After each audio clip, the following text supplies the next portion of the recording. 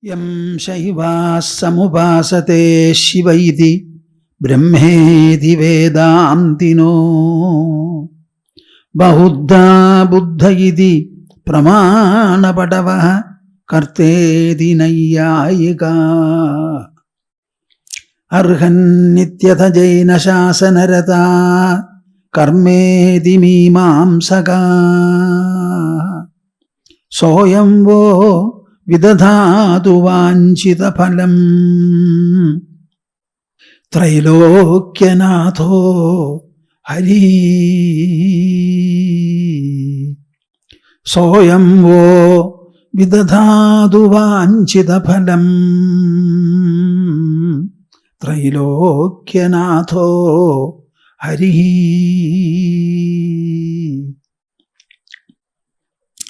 Madhya Hridaya Kashe Sadanandamayo Guru Udetu Satatam Samyak Ajnana Timiraruna Hari, Hari, Hari. We shall have as usual 3 times Omkara recitation in chorus. So as I recite, all of you join me. My voice may not be held up that long as I would like to. So all of you will have to supplement and complement it. Still, I will keep pace with you.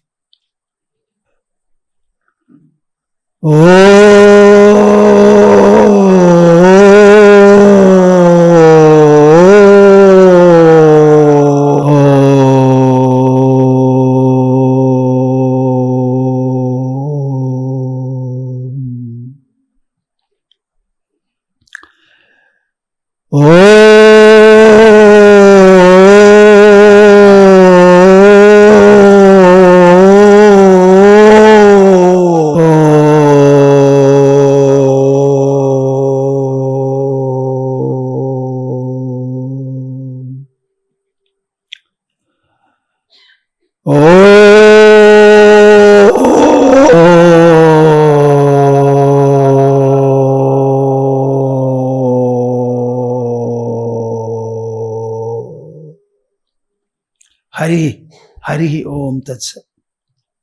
On the 13th day, when I was talking to people in response to their telephone calls, I mentioned, my message this time for you will be to read and understand Bhagavad Gita, study it. Again on the Gurupoornima day, I repeated the same message. I would like all of you not merely to read Bhagavad Gita or recite it, but to study Bhagavad Gita. You need not be studying all that Bhagavad Gita says in the form of verses. At least start studying them, as many as you can, especially those verses which every one of you likes.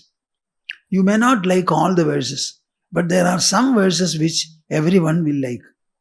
So you can focus on those verses and try to reflect upon them. Over a period, I am sure you will be able to learn and commit to memory a few verses. How many I would like you to learn? It is enough if you learn something like 100 or even 50 verses. I will even reduce it. 25 verses if you can learn by heart from Bhagavad Gita. All of them put together will give you enough of strength, insight, wisdom and stability to face all situations in life. But it is not enough if you read. You should read to understand. You should understand to follow. And you should follow to get benefited. My reading in my life has been very purposeful, I should say, though I did not know that it was so at the time. So I used to read only such material which I wanted to understand. And I would like to understand only such material which has got functional and practical use and application in my life. Even in Bhagavad Gita, or take any other text like Viveka Chudamani, Abhrokshanubhuti, etc. I will always look for the last portion of the text where concluding statements will be offered. In Bhagavad Gita also you will find in the 18th chapter, Krishna makes a variety of a number of conclusive statements. One sloka from those is sufficient for you to be used as a formula for the whole of your life and interactions. You will start becoming an expert in understanding Gita, in analyzing Gita also, provided you do it well with devoutness. So I thought I will again emphasize on Bhagavad Gita, maybe taking this portion, that portion, etc. But I also give you a choice. There has been a report that I must speak on Ashtavakra Samhita. Okay, if you want, I shall speak. It's a text very close and dear to me. Every year in Trichure, after having completed the whole of Bhagavad Gita, 18 chapters, the only text that could fit into the occasion, especially after completing Bhagavad Gita, is Ashtavakra Samhita. That also contains enough number of chapters, and I have been discussing it year after year. I was wondering whether the audience would be sufficiently receptive and attuned to the Ashtavakra spirit, but I find that they are, and all of them are liking. In the Ashtavakra Samhita discussion, the two figures are Janaka on the one hand and sage Ashtavakra. Both of them are not as popular as our Krishna and Arjuna. In Bhagavad Gita, whenever we speak, we will always say Krishna, Krishna, Krishna. And repetition of this word is very appealing to several people. Because our country is devoted to Lord Sri Rama. He belongs to Treta Yuga. And Krishna belonging to Dwapara Yuga. If Rama and Krishna are taken away from our cultural front, I believe our culture will become very hollow and weak. We may have the Upanishads, we may have the Vedas, the most ancient, timeless, dateless. All of them are there. But the majority of people, the common folk, are always inspired by characters. I have formed a sentence in my life. Personal stories are the prevailing influence in mankind, in humanity. Personal stories are the prevailing influence in mankind. I wrote this long back. Every time people want to listen to stories mean, what do they mean? There should be narration of the life and the instances of a person, of an individual or a group of people. When they listen to personal stories, there is a comparison, there is a contrast, there is something to which we can relate. And these people happen to be our own forefathers. Maybe n number of years ago, Sri Rama was born, but still he was born in our country and as one of our ancestors. Krishna also was born. In this country, a person like me was born, and he had led a life of this kind. How meritorious, how excellential, how great and magnificent the life was. Naturally, I will also be able to lead. This is the confidence and the inspiration one gets. Any time and every time you talk to people, you should give them something as a prop to hold on to. Your forefather, your ancestor, they have done it. We belong to that land. We carry that heredity, that inheritance. So we will also be able to do. This confidence is very important. That is how Rama and Krishna have caught the imagination of millions and millions of people of our country. So when I take Ashtavakra Samhita, you will find the inspiration may not be as much as when I talk on Bhagavad Gita, repeatedly saying Krishna, Krishna, Krishna. This difference you should understand. Now the subject I am going to discuss today, and also maybe the rest of the days, is Gita is a book of sadhana. It is not a theoretical exposition. It is a practical exposition of whatever is to be done in human life by everyone. In the case of Arjuna, it was fighting the Mahabharata war, the unprecedented one. None of us is going to fight a war. If at all we have a war of our own life, interactional life, that's all. So I would like you to clearly understand that in Bhagavad Gita, it is not the war that is discussed there. How to face the war, how to face life, how to face our interactions and interactional outcomes, consequences and hazards. Life is an interaction for everybody. For Krishna and Arjuna, life was an interaction. For us also, life is an interaction. So in the interactional life, what is the reinforcement? What is the confidence and clarity level we must have? And wherefrom we shall have impeccable confidence. Can you have confidence from a bundle of gold? Can you have confidence from a couple of children or 4 children? Can you have confidence with a huge job that you have? I don't think. Confidence is a mental embellishment. Our mind is given to emotions. The emotional mind needs confidence. So the confidence will have to be a product of the mind. It has to have an emotional structure. Similarly, we must have stability. From where we will get stability? These are words which do not mean anything of the world of matter. No.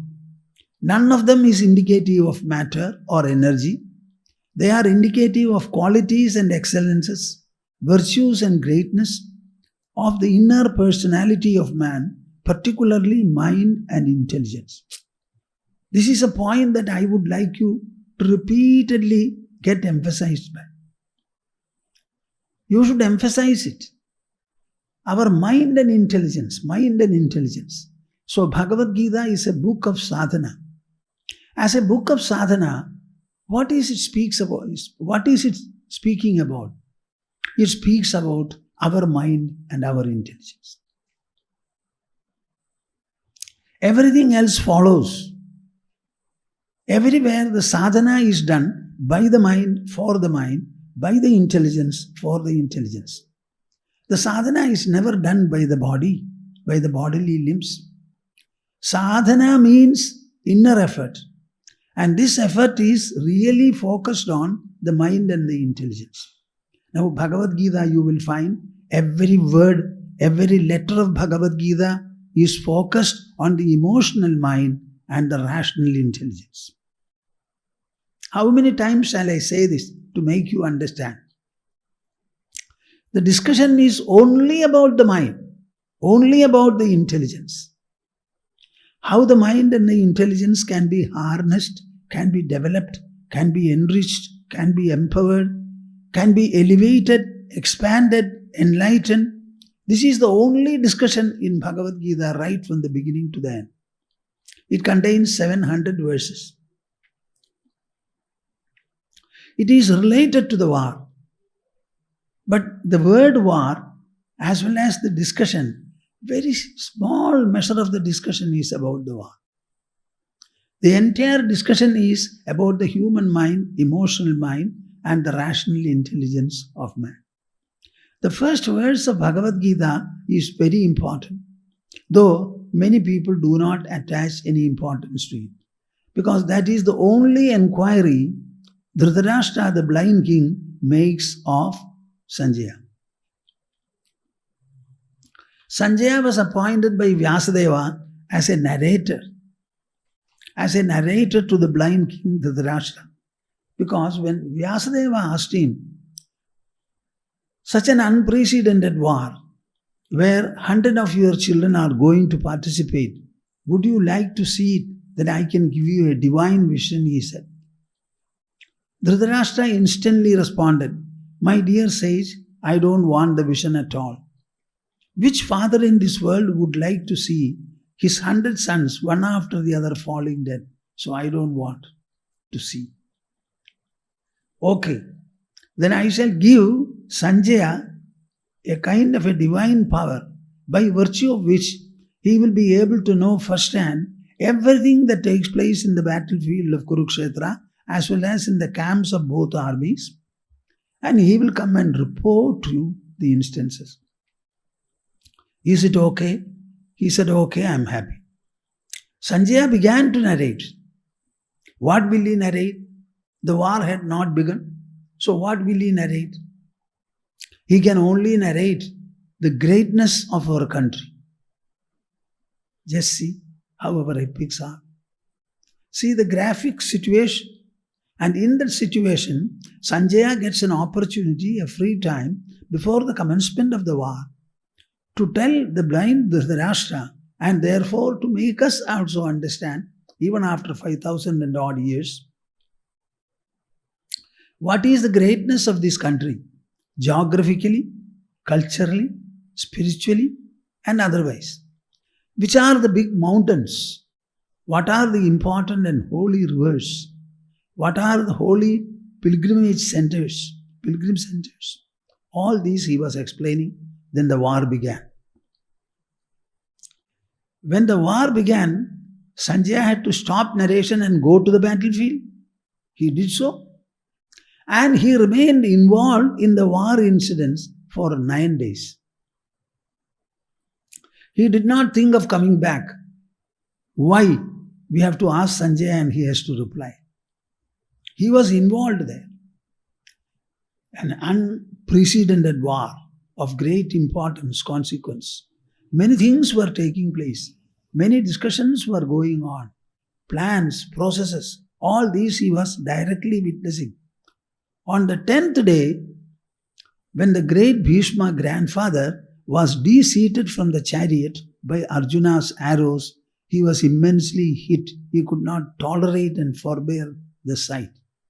So he rushes to Dhritarashtra and tells him, I have come, I am Sanjaya, my dear king, the great grandfather, the pillar of strength for your army, fallen from the chariot. On hearing it, Dhritarashtra was more unnerved. And he started speaking quite a lot. All of them are very important, but I have no time to discuss them for you.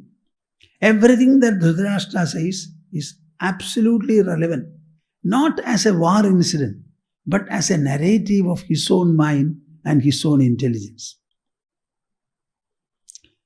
Bhishma has been de-seated by Arjuna. Arjuna and the Pandavas as a whole are very righteous. Could they ever think of fighting their grandfather and de-seating him? So what is this? There is nothing called dharma in this world. Adharma has taken the place and it is victorious. Dharmad adharmo belavan samprapa iti me mati, he says. I think dharma has lost its potential and prevalence. Adharma has taken the place. Otherwise this incident would not have taken place. He regains himself and then ultimately he feels this incident would not have taken place so easily. To fight one's own grandfather, particularly for Pandavas, their minds and conscience would not have allowed it. So a problem should have arisen in their mind. That problem should have been discussed and clarity gained. Was there any opportunity? Who is there? Yes, Krishna, though charioteer, is right in front of Arjuna, and quite possibly there was a discussion on this reluctance to fight the grandfather. Was there anything such? I would like to know in detail if there was a dharmic discussion before the actual commencement of the war. My dear souls, as would-be Gita students, you may not be now. So as would-be Gita students, I would like you to understand the first word of the first verse of Bhagavad Gita is a call for all of us. Even now our country is facing the neighbor. When people ask me about it, I say, something will happen in India as a result of which our cause will be won, I will say. I am pretty sure about it. In the Mahabharata war, Duryodhana had more than 1.5 times the army Yudhishthira could muster. How many people were there? Bhishma. Who is there to conquer him? Drona, the teacher of Pandavas. When these two people were reinforcing Duryodhana, where is the question of winning the war? But they won. Tell me how. That is India. This is our India.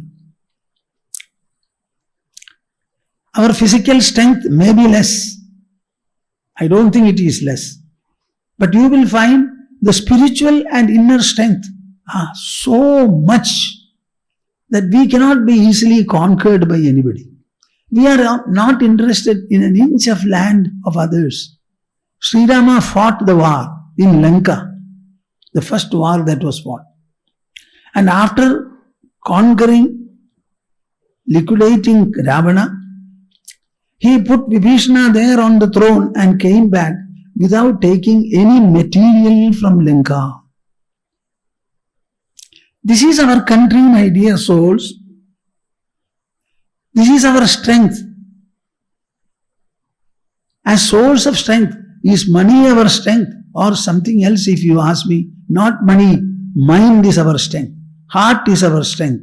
Purity is our strength. Integrity is our strength. Honesty is our strength. Truthfulness is our strength. Dharma is our strength. This is what every one of you should understand. Do not be running after the external flare. What is this? So before the war incidents were reported to him, he stops Sanjaya and then says, Dharmakshetre Kurukshetre Samaveda Yuyutsavaha Mamagav Pandavaschaiva Kimakurvata Sanjaya. My children as well as Pandavas have come to where? To the Dharmakshetra Kurukshetra, he says. They decided to fight in Kurukshetra.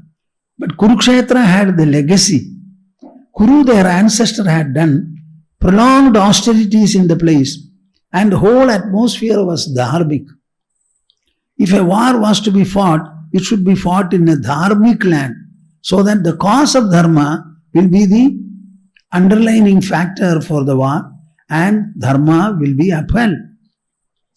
So the entire Bhagavad Gita is actually a dharmic dialogue. It is not a war dialogue. It is a war field dialogue. But the subject of Bhagavad Gita is dharma. And what is dharma? The power and the process by which the human inner personality is sustained in every situation and confrontation of life. There is a power and there is a process by virtue of which our mind and intelligence are sustained in any given situation. You know, money cannot sustain our mind.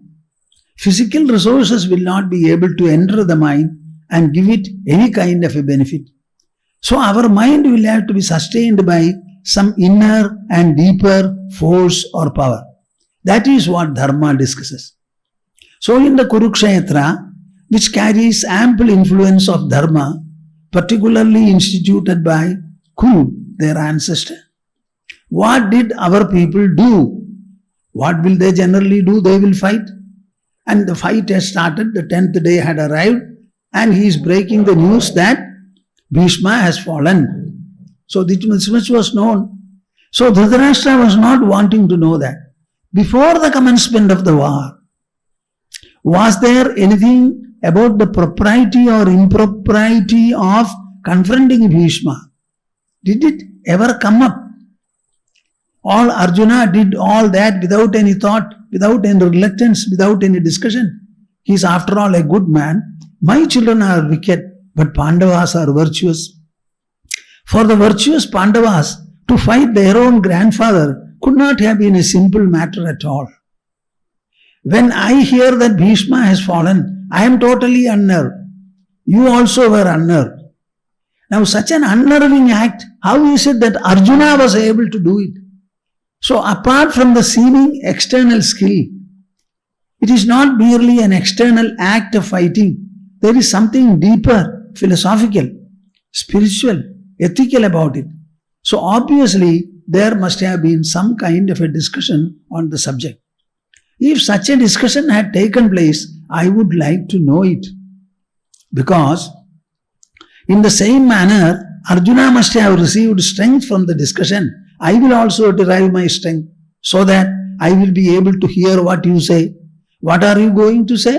You will only tell me stories, instances whereby I hear that my children are falling like jackfruits from jack, one after the other. Already it is the 10th day. Bhishma has fallen. So how many people would have fallen earlier? So I won't be able to listen to the story unless you reinforce it with the same dharmic discussion which reinforced perhaps Arjuna. So much of implication is there in the first verse. That one word, dharmakshetre kurukshetre samaveta yujutsava mamakaha pandavaschaiva kimakurvata sanjaya. In a dharmic mission or a dharmic enterprise, what should people do? So, Sanjaya very truthfully started narrating what Duryodhana did.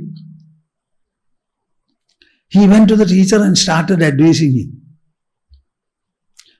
In such unparliamentary words and manners that Bhishma wanted to stop him. So he roared like a lion and blew his conch. So that was the initial war cry that he raised. Following that, the Kaurava team raised all the things that they had. And in response, nobody was there. Drishtadyumna was the commander-in-chief. But he did not do anything. After all, Bhishma was the commander-in-chief. To give a fitting response, this commander-in-chief of Pandavas, he is the right person, but he kept quiet. I am here, but I am nobody to face the challenge posed by Bhishma. Finding that nobody was doing anything, Krishna had only said that, I will not wield a weapon.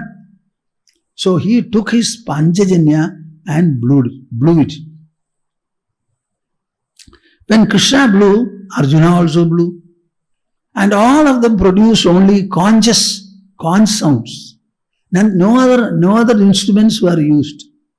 And even that sound reverberated in the earth and the sky, and they rent the hearts and minds of the Duryodhana team, says Sanjaya. This is the influence of Dharmakshetra. And you will find in all his narration, you will find enough and ample influence of Dharmakshetra are there. And he is pointing it out in a very subtle manner as a very beautiful and skilled narrator. So, war cries had been raised. Only the discharge of arrows had to begin. Right at that time, Arjuna wanted to examine the army. It was something very unusual. Nobody has heard such an examination. So Arjuna told Krishna, drive my chariot and take it in front. Stop it in a suitable point so that I can examine both the armies. Krishna instantly drove the chariot. And what did he do? More than what Arjuna expected. He stopped the chariot right in front of Bhishma and Drona. Who was this Bhishma? The same Bhishma who had put Arjuna on his lap, given him morsels of food when he was young. They had no father. Arjuna and the others were like pupils of his eye. Such a Bhishma and Drona, the teacher, all the archery skill that Arjuna has is begotten from Drona, and he is supposed to use it against Dronacharya in the war. By what means is it going to be easy? So Krishna decided that I should expose Arjuna in such a manner that he will understand the hollowness of his personality. With all the Gandiva and the Pashupadastra, external glories, fighting weapons, etc., human personality is not going to be complete or fulfilled. The real strength has to come from inside. My friend Arjuna is not aware of this. He is carrying a spiritual hollowness in his heart. Now I would expose him. So he stopped in front of Bhishma and Drona, and the moment he looked at them, on both sides were standing so many kith and kin. The entire sight unnerved Arjuna, and he became very sympathetic and loving. A fighter becoming sympathetic in the battlefield? Where is the tradition? Where is the precedence for it? So he lost his balance and he started saying. Now, you should not understand it merely as a description of an event. You should understand this is what happens when the psychology is upset. See, the war is not begun. It is going to begin. And Arjuna observes the army, and as a result of observation, he suddenly loses everything. Before the war, can you imagine? Is there any graver situation in life than what Arjuna was confronted with? Sidandi mamagatrani mukham cha parishusyadi vepatuscha sharire me romaharshascha jayade Gandivam sramsade hastad tvakchaiva paridahyade nacha shaknomi avastadum brahmadiva cha me manaha nimittani cha pashyami viparitani keshava nacha shreyoni pashyami hatva swajanamahave. These are the three verses which all of you should understand. Many of you will say, in my life I also have confrontations. I lose my temper, I lose my mind, I am assailed by grief, etc. But if you understand the grief of Arjuna, none of you will have experienced a grief of this order. His whole body was scorched by the grief, he says. I cannot think of anything other than cooling my body. Sidandi mamagatrani, my whole nervous system is shaken, mouth has gone dry. The body is trembling. Everywhere there is horripilation. My Gandiva which he raised and ordered Krishna, that slipped from his hand. The entire skin is burning.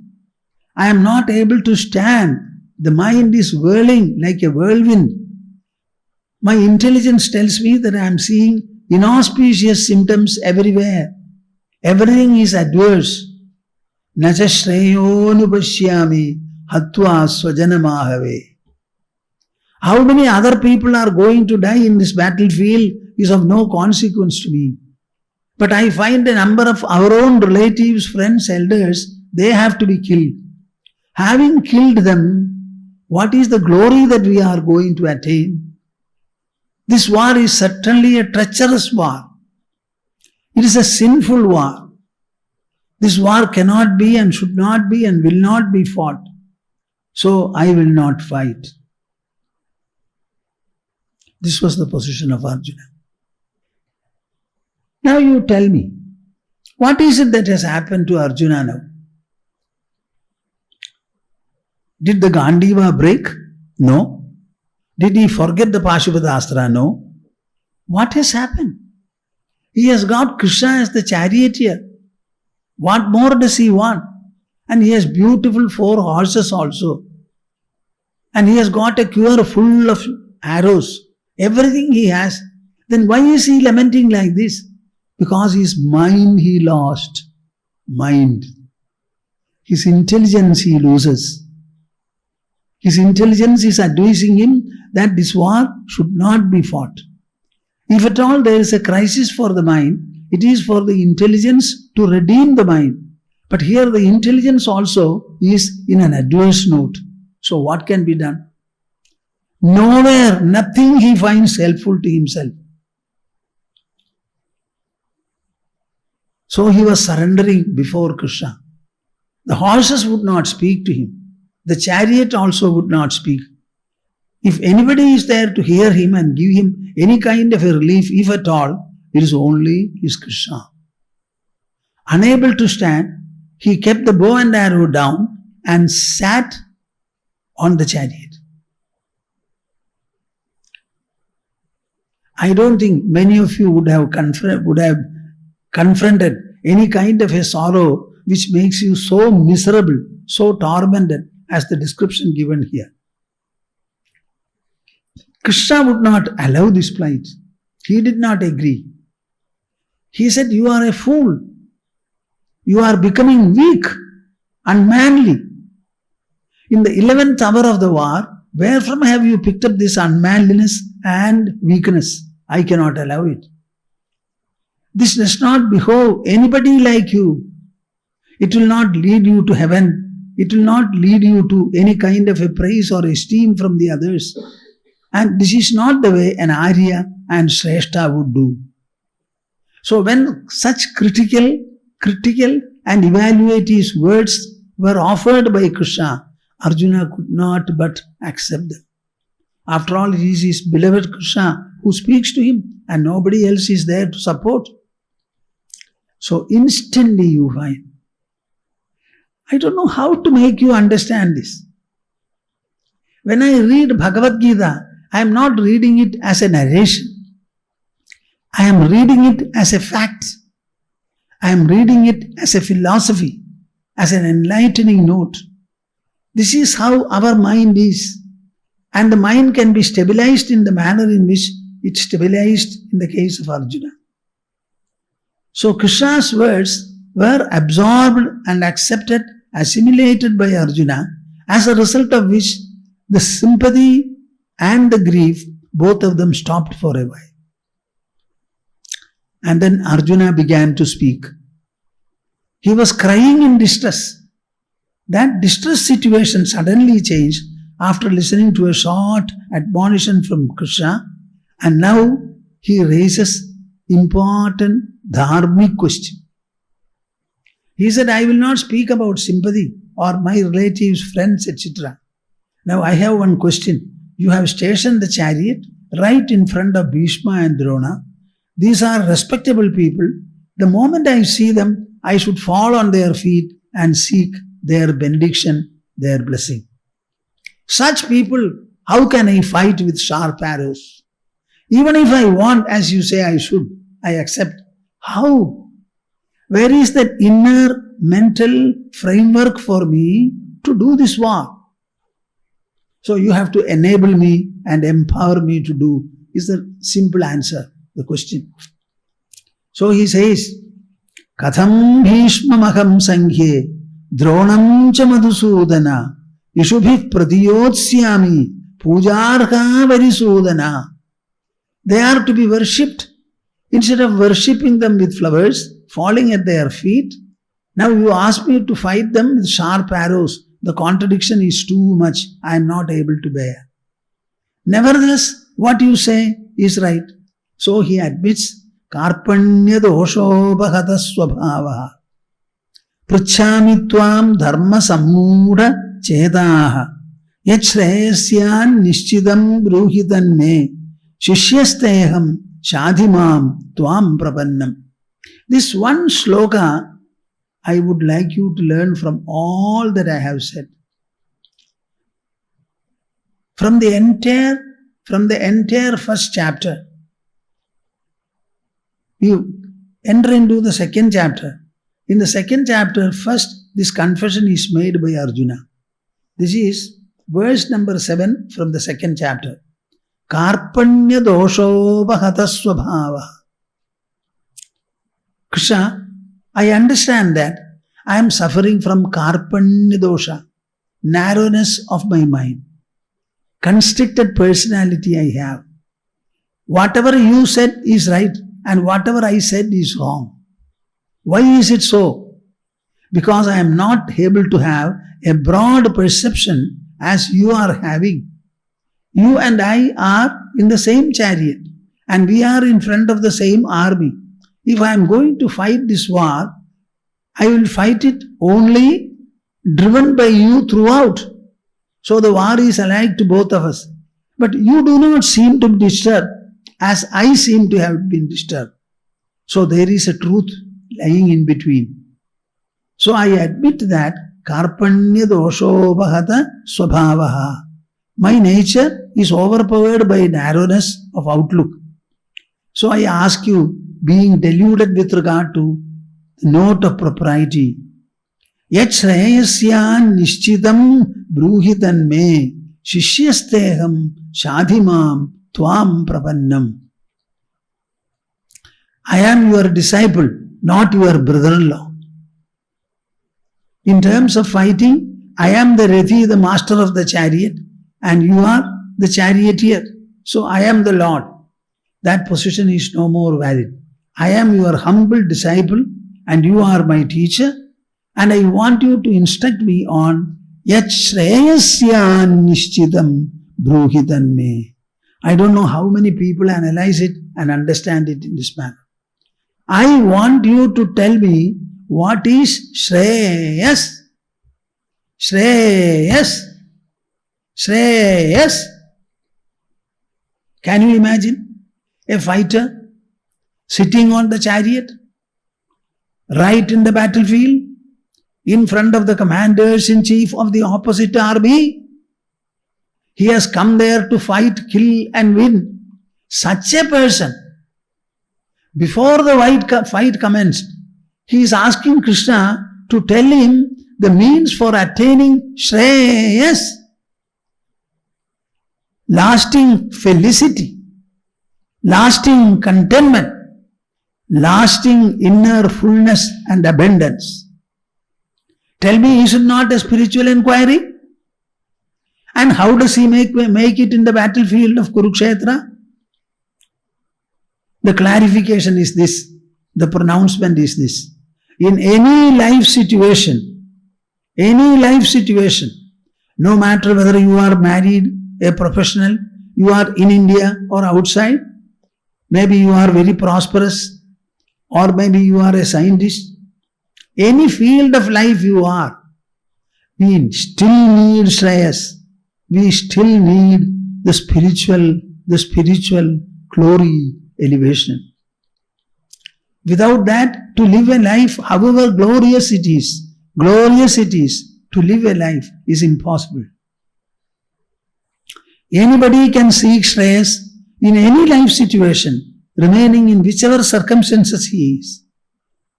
He may be an youngster, unmarried, he may be a married person, he may be a grandfather, he may be a grandmother, he may be a farmer, he may be a fighter, he may be a corporate official.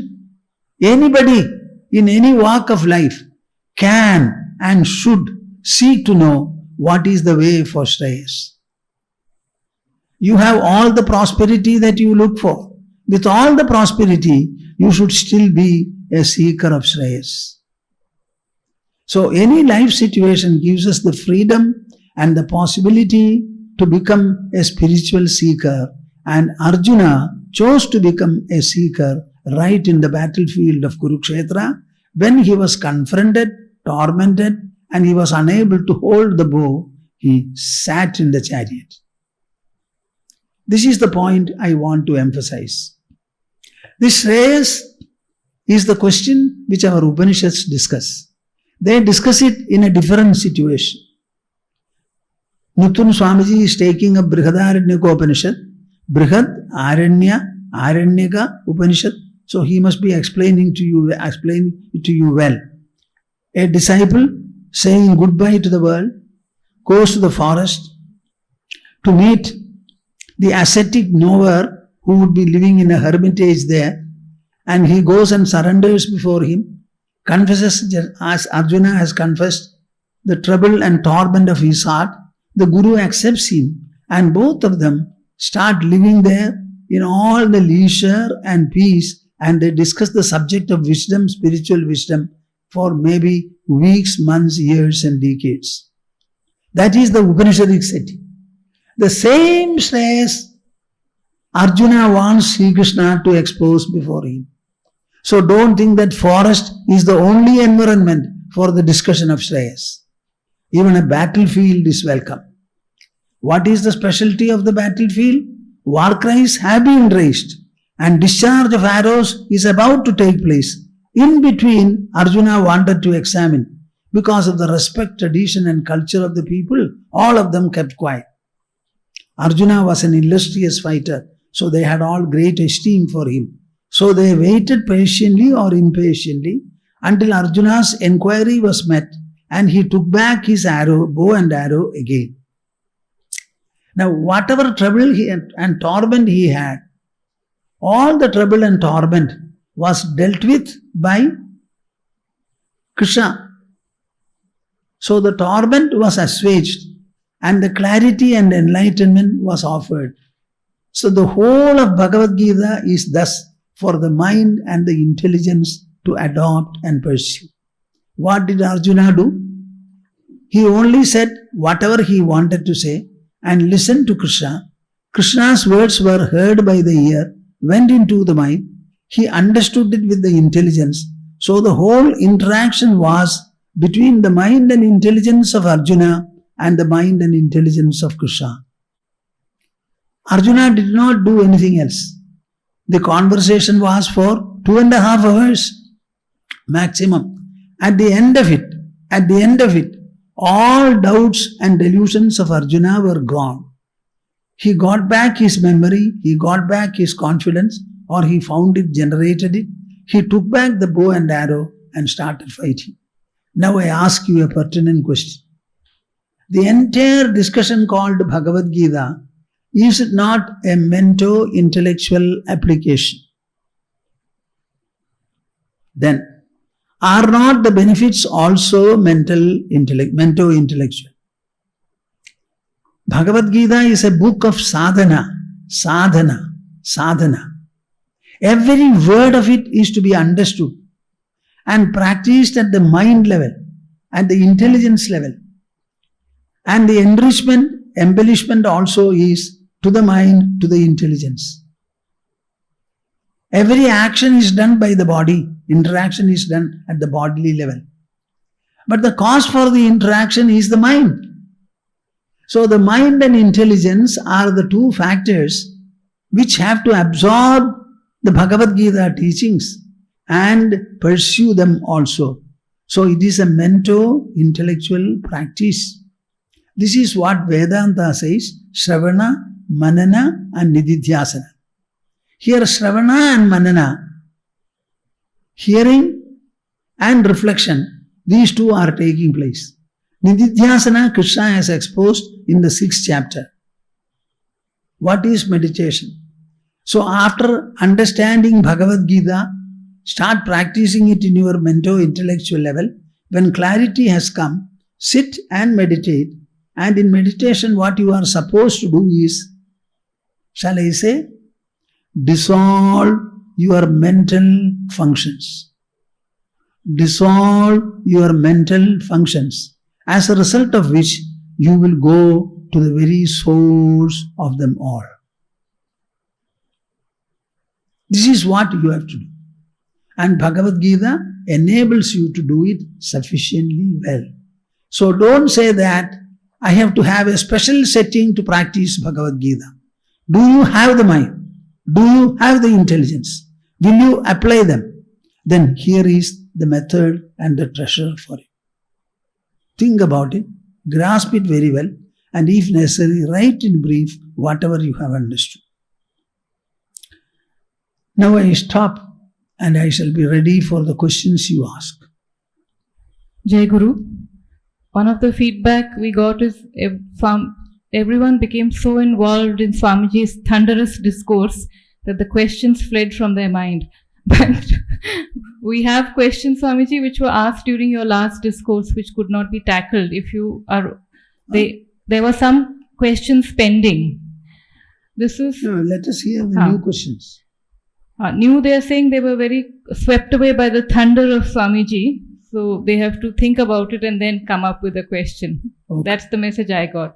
Tejasvi Sharma, he's asking how to accept a situation where you lose your job despite being committed and producing results. How to accept a situation where you lose your job despite commitment and results. Whether you have commitment or not, the fact is that you have lost the job. If your employer is prepared to give you some explanation, you can always honestly go to him with confidence. Why have you decided to take such a decision? And if they are true and good people, they will say, now that will be an exposure for you and an enlightenment. I have lost my job for such and such a reason. Now analyze the reason and find out what is the functional effect it has on you and be concerned about setting the effects right. And look for another opportunity. Understand that the world is not a single employer. There are so many employers in the whole world, and if you lose something, you will get something else. Ultimately, to provide food for the creatures in this world, tell me whose responsibility it is. Even our corona situation for the time being, you see, after all, this corona infection, we have not produced them. The world has produced it. Maximum we can conduct our research and try to find out what are the remedial measures or a vaccine. It will take some time. Suppose it does not control itself, moderate itself, and it is going to blaze forth. Do you think we have any defense? I think we should be very confident about it. We are all living in this world not for our sake at all. At all. At all. We have a body, we have a mind, we have an intelligence. That is why we are able to think. Suppose we have no mind and no intelligence like the animals, then will we be like humans as we are now? So every facility that we have, including our own body, mind, intelligence, etc., it is provided by nature, and I would like to say it is provided by providence, by the Supreme. So you trust on Him. This world is a play for Him. Maybe one job you have lost, 2 jobs you will get. Never lose your heart. There is a right for everybody to live in this world. If not here, elsewhere. If not you, somebody else. So never become diffident at all. Treat it as a situation, as a plight, and then go ahead, think further. I again recite a poetry here. What is that? Asleep, awake, by night or day. Asleep, awake, by night or day. The friends I seek are seeking me. The friends I seek are seeking me. No wind can draw my bark astray or change the tide of destiny. I make no haste, I make delays, for what avails this eager pace? I stand amid eternal ways, and what is mine shall know my face. What is mine shall know my face. There are 2 kinds of people. Your question is a very fundamental one. Some people will come and tell me, Swamiji, nothing was simple and easy for me.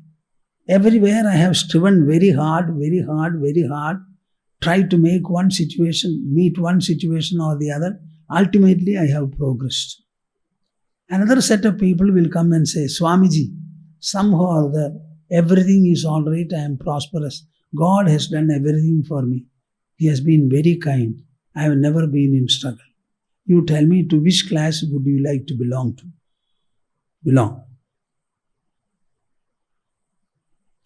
I think you must have faith. If you have understanding, it is not faith, it is an understanding.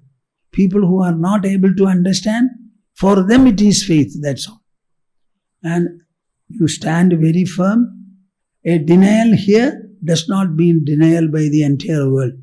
To look after you is the task and responsibility of world, nature and God. Trust them and proceed. Jai Guru. From Kannankutti, Jamshedpur. Swamiji, we say God resides in us as Atma or soul. Then why does God make us do wrong things despite having a good brain and an ability to think and do right things? We have made our own roads. All the vehicles are made by us. Traffic rules also are made by us. enforcement of these rules is also done by us. There is no God coming there at all. All are man-made. In spite of this man-made affair, do you know that on our roads, 1.5 lakhs of people are dying every year? And maybe 3 or 4 times the number of injured people are there. Tell me how this happens. At the same time, you will find by introducing electronic signals in the railway system, we don't hear about a rail accident at all now. How do you explain it? It is carelessness, it is inattention, not keeping the vehicles properly, not making the roads sufficiently, especially during turns. Many mistakes are there. That is why accidents are caused. We put up a factory, a complicated factory. Every year, 1, 2 or 3 or 4 people die there in the factory.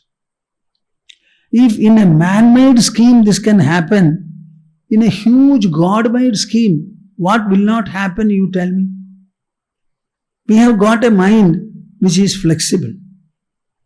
It can go the bad way, it can also go the right way. We have got the intelligence to tell us, this is bad and this is right. Go to the right way. In spite of it, some people choose the bad way. Many years back, in our ashram, an elderly man came. He was given to take liquor every day. So during the course of the talk, he was saying, what is there wrong in drinking? This is also a product given by nature and God. What is the harm? Is it not meant for our use? So I am using it. I don't trouble anybody. So I also internally started laughing. That is the way he thinks. So he says it is a product given by nature. What is the harm? Think of the terrorist people here. Their basic wants are luxuriously fulfilled. And whatever they are told, they are prepared to do. Why this terrorist tendency is there? Because God is full and the creation also is full. To make the creation full, not good alone will be sufficient. As much good and best are there, so much bad and worst will be there. So it is a conglomeration of all these, and you as a human being with intelligence and rationality are placed in between. You are asked to choose the good and the right. If you make a mistake, the consequence will not spare you. There you don't say God, because God has given you this freedom and variety. And in the variety, choose the right. Suppose bad grows in the world. It grows because the good does not assert itself. The good people are not prepared to resist. Now we have disturbance in the border. Seeing the disturbance, if you keep quiet, do you think the disturb maker will go? Whatever may be our strength, we must have abundant will. The will of the nation should be there. The will of the people should be there. We are unconquerable. We will not allow an inch of land to be touched by anybody. Don't think it is going to be a simple game for. Should we not have this resolution? Otherwise, how do you administer a country and how do you propose to live? So the right decision should be made. The responsibility is for man. The variety is around you. This is how the human beings are created and made. Swamiji, the next question is from Manju Lata Jain from Delhi. Swamiji, I want that I must not forget about my soul identity for even a moment, that I am a soul and not the body. But how to make this possible? It is clear to me how to bring purity, sublimity, austerity within myself. But how to divinize myself? And although I know that I am not the body, how to feel that? How can I identify that and know that I am on the right path? What is the way which can make me feel soul consciousness? I am practicing for long, but I did not get success.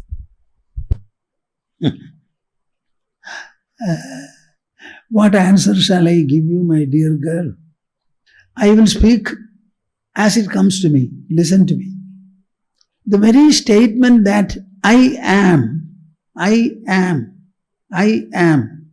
You tell me what is this amness and what is this I-ness. To understand that it is not the body, we have got 3 states: wakefulness, dream and sleep. Out of the 3 states, the confusion is only in the wakefulness. When you go to the sleep state, you forget everything. You forget your body, your mind, your intelligence, your ego, not to speak of the world. Forgetting everything alone, you can sleep. So what does this sleep indicate? By sleeping, you don't die. You wake up from sleep and then say, I did not remember anything. I did not remember anything. I slept comfortably. You tell me now, what is this I factor which slept comfortably? It cannot be the body. It cannot be the mind. It cannot be the intelligence and ego. It cannot be a product of the world also. So it is very clear for every thinking individual that the I is different from whatever he knows. Whatever he knows, not the body. The I is different from the world. The I is different from everything. It's a fact. It's a fact. Every day you are sleeping 7 to 8 hours, and after having slept so long, if you are not able to understand the I, you will not understand and you need not. Now the first point is, once you agree, yes, now I want to realize it. What is the means of realizing? I already said in my talk, after the mental intellectual enrichment is had from Bhagavad Gita, as Bhagavad Gita tells you to meditate, you should also sit in a room alone, closing the doors and windows. And your idea must be to dissolve the mental functions. Dissolve the mental functions. Let my mental functions stop, cease, stop, cease. Let my mental functions stop, cease. From today onwards, for a few days, at least for 100 hours continuously, you may not be able to do it at one time. For 100 hours you think that my mind should dissolve, my mind should dissolve, my mind should dissolve, my mind should dissolve, mind you dissolve. If you go on saying and asserting it, the manogrutis will stop. Have you ever done it? I am sure you have not done it. Now I am not sure whether you will do it. You have to decide that you will do. If our mind we have developed, so many things you have read, so many things you have absorbed, all the thoughts and ideas in your mind are definitely and positively gained and added by you. In the same manner, you try to unwind the mind now for 3 or 6 months continuously, and the mind will put you to a state of dissolution and realize itself very well, beautifully. It's a question of you are wanting it. It's not enough if you raise a question like this. It's a feeling. It is a birthright to know the self, to realize the self. Even rationally, anybody can understand this. In the wakefulness alone, the I is associated with other things. In the dream, it creates a dream world. In sleep, it completely unwinds and sleeps alone. Alone. That aloneness which you experience for about 7 hours of the day, can you not actualize this in a wakeful state also? That is the secret. You know what Yoga Vasishta said? Sushuptivat prasamita bhava vrittina tatha sthitam jagraditena chetasa. As you are in Sushupti, Sushupti means sleep. In the same manner, you must be able to live in Jagrat. What is that? In Jagrat, I will interact with a number of thoughts, ideas, propositions, doubts, ambitions, delusions, fear, anxiety. I am interacting with all these things. But all these things are interacted with by me. I stand alone and distinct. So I am a witness of these. I am not involved in these. When you see an elephant, do you become the elephant? When you look at the sun, do you become the sun? When you look at your son, do you become your son? No. In the same manner, when I think variously, I don't become any of those thoughts. I am able to think variously because I am none of these thoughts. That is why I am able to think many.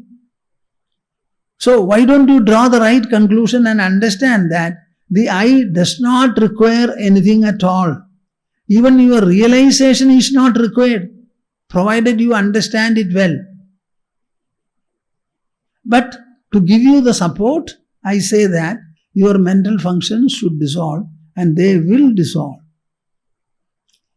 If you are finding any difficulty after the corona restrictions are lifted, come to the ashram and do what I say if I am alive. Then I will see that your mind functions dissolve in meditation and you will realize the I. No doubt. Swamiji, should we conclude for today? Yes. Samvedya varjitamanuttamamegamadyam samyitpadam vigalanam kalayan mahatman hridyeva tishtha kalanarahita kriyam tu kurvan akartrapadamethya samodidashri kurvan akartrapadamethya samodidashri. Hari, Hari, Hari. We shall have the conclusional Omkara recitation.